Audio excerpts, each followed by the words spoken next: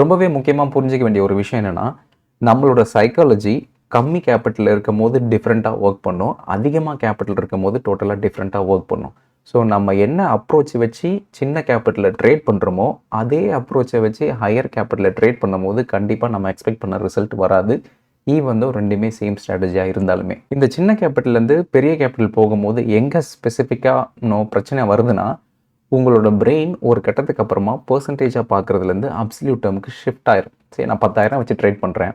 And நான் 2% risk பண்ண போறேன்னா, என்னோட 10,000 கேப்பிட்டல்ல என்னோட ரிஸ்க் ரூ. 200.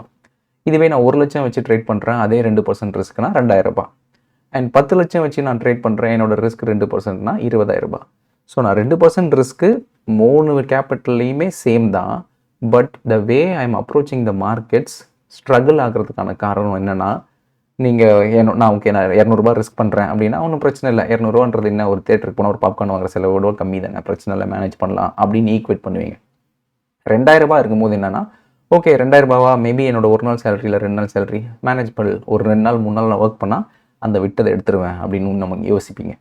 பட் ரூ. 20,000 ரிஸ்க் பண்ணும்போது என்னன்னா, அதை பெர்சன்டேஜ் ஆஃப் கேபிட்டல்லேருந்து நீங்கள் கன்சிடர் பண்ணுறதுக்கு பதிலாக, அடடா இது என்னோட ஒரு மாதம் சேலரி ஆச்சே, இந்த ட்ரேட் எடுத்து ரூ. 20,000 போயிடுச்சு, என்னோட ஒரு மாதம் சேலரி போயிடுச்சு, இல்லை என்னோட பாதி மாதம் சேலரி போயிடுச்சுன்ட்டு அதுக்கு ஈக்குவலன்ட் பண்ணுவீங்க. ஸோ உங்களோட மந்த்லி இன்கம், நீங்கள் ஒர்க் பண்ணுற இன்கமாக இருக்கட்டும், இல்லை பிஸ்னஸ் இன்கம் இருக்கட்டும், எதுவாக வேணா இருக்கட்டும், உங்களோட மந்த்லி ஒரு அமௌண்ட் வருது இல்லையா உங்களுக்குன்ட்டு, அந்த அமௌண்ட் தான் உங்களோட த்ரெஷோல்டு.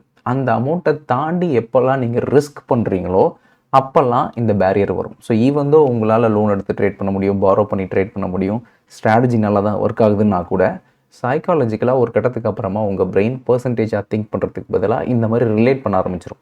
அடடா இந்த காசு இருந்திருந்தா நான் இதை பண்ணியிருந்திருக்கலாம், இல்லை அதை பண்ணியிருந்திருக்கலாம், இல்லை இதை வாங்கியிருக்கலாம், இல்லை அதை வாங்கியிருக்கலாம்னு ஈக்குவலன்ட் பண்ணும்போது ஸ்ட்ரகிள் அங்கே தான் நடக்க ஆரம்பிக்குது.